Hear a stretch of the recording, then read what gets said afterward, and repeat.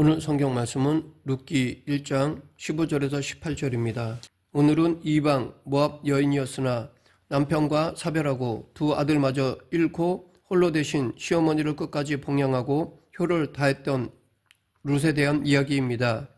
룻이라는 이름의 뜻은 우정, 여자 동반자 또는 자손입니다. 룻은 모압 여인으로서 기근을 피해 모압으로 이주해온 유다 베들레헴 사람 엘리멜렉과 나오미의 아들과 결혼하였습니다. 그러나 시아버지 엘리멜렉과 그 남편 말론과 시동생 길론이 세상을 떠나게 되어 시어머니와 두 며느리만 남는 큰 아픔을 겪게 되었습니다. 남편 엘리멜렉과 두 아들이 모두 죽자 시어머니인 나오미는 다시 유대 땅 베들레헴으로 돌아갈 결심을 하고 두 며느리에게 각자 자기 친정으로 돌아가 새로운 삶을 다시 시작하라고 하였습니다. 동서인 오르바는 모압 백성과 그의 신 그모스에게 돌아갔습니다. 반면에 룻은 이방 여인으로서 여호와 하나님을 알지 못하였는데 자기 나라에 찾아온 유대 여인 즉 시어머니 나오미를 통해 하나님을 알게 되었고 그 하나님을 섬기기로 결심하였습니다. 시어머니를 통하여 여호와 하나님의 전능하심과 보호하심을 확신하였습니다. 그래서 이방신을 버리고 하나님을 택하였습니다. 룻은 시어머니를 따른다는 것이 고난이요 환난인 것을 알았지만 남편과 두 아들을 잃고 홀로 된 시어머니를 버릴 수가 없었습니다. 그래서 룻은 어머니가 죽으시는 곳에서 나도 죽어 거기 묻힐 것이라 만일 내가 죽는 일 외에 어머니와 떠나면 여호와께서 내게 벌을 내리시고 더 내리시기를 원하나이다 라고 하였습니다. 즉 그녀는 죽음이 자기를 어머니와 갈라놓기 전에는 어머니를 따르며 섬기겠다고 하였습니다.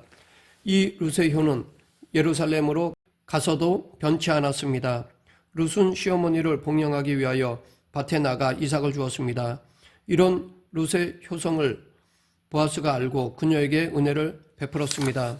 이삭을 줍다가 보아스의 은혜를 입은 룻은 시어머니의 주선으로 보아스의 아내가 되었습니다. 여호와께서 보아스를 통해 룻에게 잉태케 하심으로 룻이 아들을 낳았습니다. 그 이름을 오벳이라고 하였는데 그가 바로 다윗의 할아버지요 이새의 아버지였습니다. 다시 말해 룻은 다윗의 중조모가 되고 성육신하신 예수님의 조상이 되었습니다. 인간의 혈통을 따지면 보잘것없는 여인이었지만 하나님께서는 그녀의 중심을 보시고 다윗 왕조를 잇게 하는 조상이 되게 하셨습니다.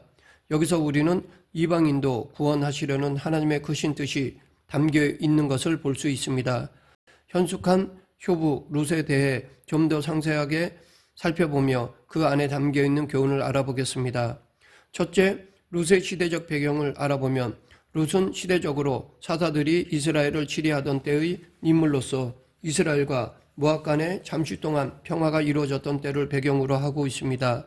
사사시대의 이스라엘은 이방인의 침입과 더불어 백성들의 타락으로 말미암아 12지파 간의 알력이 극도에 달했던 혼란스러운 시기였습니다. 더욱이 그 땅에 기근이 일어나 많은 백성들이 어려움을 당하였는데 이때에 엘리멜렉의 가족은 기근을 피하고자 유다 베들레헴을 떠나 이방 땅 모압으로 이주하였습니다. 한편으로 보면 이같이 이스라엘이 타락했을 때 모압으로 이주한 것입니다.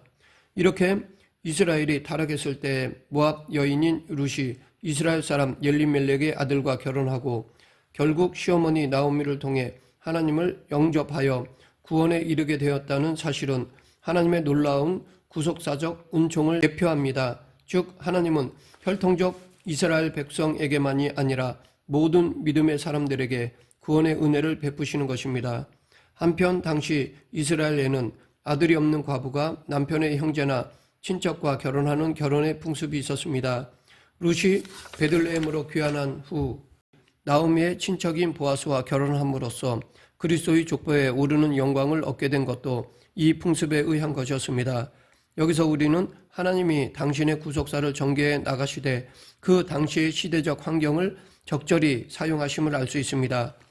둘째, 룻의 성품에 대해 알아보면 그녀는 자기 민족과 분리되는 일이 있더라도 끝까지 시어머니를 따르기로 결심할 만큼 지조가 있고 결단력이 강한 사람입니다. 또한 그녀는 이방인이었지만 시어머니 나오미를 통해 하나님을 믿고 그 신앙을 저버리지 않았던 신실한 믿음을 소유한 사람입니다. 그리고 남편을 잃고 더욱이 낯선 땅에 거하는 암담한 상황에서도 낙심치 않고 최선을 다하는 적극적인 삶의 자세를 지닌 사람입니다. 또한 보아스 밭에서 이삭을 주우며 시어머니를 부양했던 근실하고 극진한 효성심을 지닌 사람입니다. 보아스의 칭찬과 친절을 감사함으로 받아들이는 겸손한 사람입니다. 보아스에게 청혼할 때 자신의 뜻대로 행하지 않고 시어머니의 말씀을 쫓아 그대로 따를 만큼 순종적이고 현숙한 사람입니다. 셋째, 룻의 구속사적 지위에 대해 알아보면 그녀는 이방 여인으로서 그리스도의 족보에 오른 사람입니다. 또한 자신의 친족 구속자인 보아스를 통해서 이스라엘 역사상 가장 번영했던 다윗 왕가의 혈통을 이루었습니다. 이것은 그리스도를 통해 영광을 받을 교회의 모형이 됩니다. 그리고 지극한 효성으로 인해 하나님의 구원을 얻게 된 사람입니다. 7 아들보다 귀한 잡으로 칭송받은 사람입니다. 자신의 이름을 따라 성경에 한 권이 기록된 두 여성 중 하나입니다. 넷째, 룻의 믿음에 대해 알아보면 룻은 이방 족속인 모압의 여인이었습니다.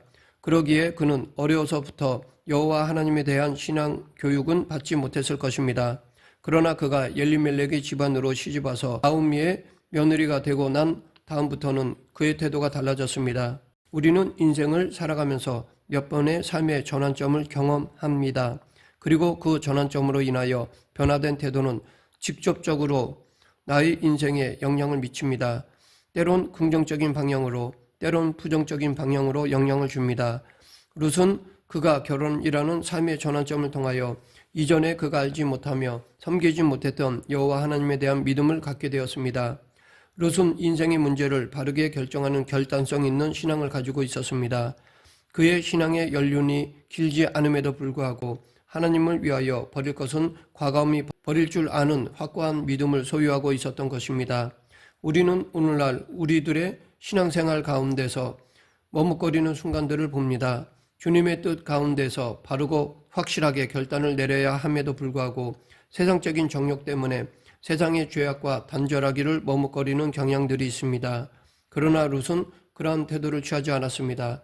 자기의 종족과 자기의 조국을 버리고 다른 민족, 다른 나라로 간다는 것은 결코 쉬운 일이 아니었을 것입니다. 그럼에도 불구하고 그는 하나님께 대한 확고한 믿음으로 이러한 것들을 과감히 버리겠다는 결단을 내렸던 것입니다. 또한 룻은 의리를 지키는 믿음을 가지고 있었습니다. 룻은 어머니께서 죽으시는 곳에서 나도 죽어 거기 묻힐 것이라 라고 하였습니다. 이것은 남편과 자식조차도 죽은 늙고 외로운 시어머니를 끝까지 섬기겠다는 의리를 나타낸 것입니다. 그리고 만약 자기가 죽은 일 외에 어머니와 떠나면 여호와께서 내게 벌을 내리시고 더 내리시기를 원하나이다 라고 그의 굳은 결심을 더욱 확고히 하였습니다. 이것은 결코 쉬운 일이 아닙니다. 룻은 젊기에 미래가 있었습니다. 그러한 그녀에게 그의 시어머니 나오미는 거침돌이 될 뿐 결코 도움이 되지 못할 것입니다. 그럼에도 불구하고 룻은 아무런 도움이 되지 않을 것 같은 시어머니에 대한 극진한 태도를 버리지 않았습니다.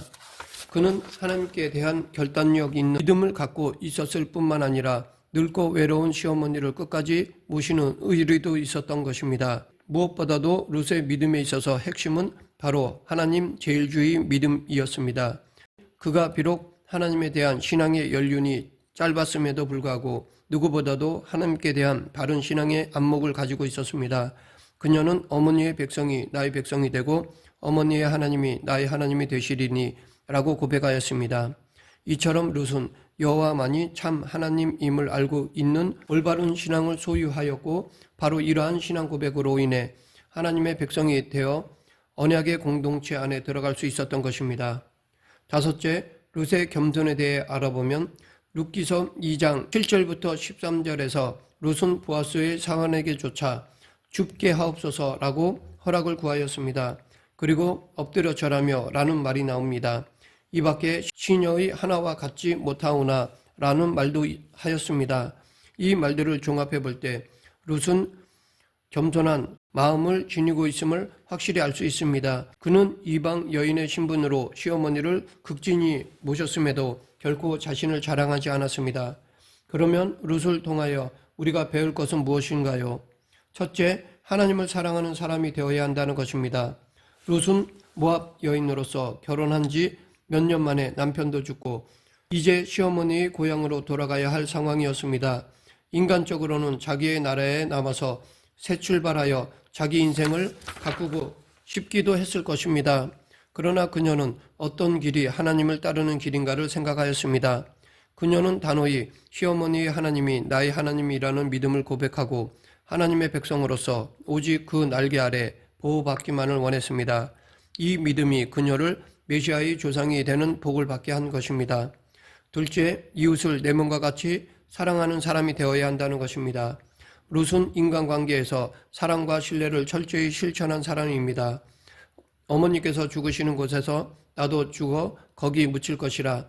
죽은 일 외에 어머니와 떠나면 여호와께서 내게 벌을 내리시고 더 내리시기를 원하나이다. 이 한마디가 외로움과 슬픔에 잠긴 시어머니 나오미에게 얼마나 큰 위로와 기쁨이 되었는지 짐작해 볼 수 있습니다. 그 어떤 환난도 룻의 이 사랑과 신뢰에 뿌리박은 마음을 흔들지 못하였습니다. 하나님은 우리의 삶이 당신을 사랑하고 이웃을 사랑하는 이 가장 큰 계명에 근거해야 함을 룻을 통해 보여주신 것입니다. 셋째, 믿음으로 고난과 환난을 견디어내는, 즉 신앙의 연단을 감수하는 사람이 되어야 한다는 것입니다. 룻은 남편을 잃은 후에도 하나님에 대한 믿음과 시어머니에 대한 사랑으로 자기의 동족과 문화와 신앙과 세상의 안일함 등을 모두 포기한 채 시어머니를 따라 베들레헴까지 왔습니다. 결국은 이방인으로서 다윗과 그리스도의 조상이 되는 놀라운 은혜를 받게 된 것입니다. 이 룻의 변화된 신부는 세상의 즐거움과 안위를 쫓지 않고 오직 그리스도로 말미암아 변화되길 소망하는 교회를 예표합니다. 넷째, 부모에 대한 효를 다하는 사람이 되어야 한다는 것입니다. 룻은 무기력한 시어머니 나오미를 끝까지 사랑하였고 이삭을 주우며 생계를 유지하기까지 그를 공경하였습니다. 이러한 모습은 고부간의 갈등이 심화된 현대사회에 시사하는 바가 큽니다. 그러므로 성도된 우리는 불신자들이 볼 때에 그 효성을 보고도 주님을 영접할 수 있도록 룻과 같은 현숙한 효부가 되어야 하겠습니다.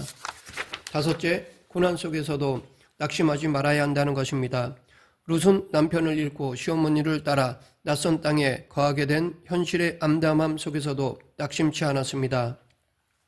오히려 그는 이방인으로서 받게 될 냉대와 육체적인 어려움 등도 감수한 채 시어머니를 부양하기 위해 이삭 죽기를 자처하는 적극적인 삶의 모습을 보여주었습니다. 이처럼 성도는 고난에 처하였을지라도 실의에 빠져 낙심치 말고 적극적으로 삶을 타개해 나가야 하겠습니다. 실로 하나님께서는 룻에게 보아스를 보내어 위로하셨듯이 어려움에 처한 우리에게도 당신의 사랑을 보여주십니다. 여섯째, 사랑은 자기를 희생해야 한다는 것입니다. 나오미와 룻의 이야기는 고부간의 갈등이 심각한 우리 사회에 시사하는 바가 큽니다. 문화적으로 서로 다른 환경에 길들여져 있는 사람들이 만나서 갈등 없이 살아간다는 것은 그리 쉬운 일이 아닙니다. 룻은 나라를 바꾸고 종교를 바꾸며 피부색이 다른 사람들과 살아가는 데에 따른 많은 문제까지도 각오한 여자였습니다. 아주 젊은 나이에 여기까지 자신을 포기한다는 것은 쉽지 않습니다. 우리도 다른 사람과 화평하기 위해서는 소금과 같이 녹아져야 합니다. 일곱째, 하나님에 대한 믿음으로 은혜를 누릴 수 있다는 것입니다. 모압 족속은 룻의 딸들이 아버지와 동침함으로써 생겨난 족속입니다. 룻은 그처럼 부끄러운 과거를 가진 모압의 후손이었지만 시어머니를 따라 하나님을 경외함으로써 그리스도의 계보에까지 올랐습니다. 믿음으로 인해 수치가 영광으로 변한 것입니다. 그리고 룻과 나오미의 관계 및 생사를 주관하신 하나님은 두 사람 사이의 민족적, 종교적 상위성까지 극복시켜 주셨습니다. 이렇게 예수님 안에서만이 새로운 삶을 살 수 있습니다.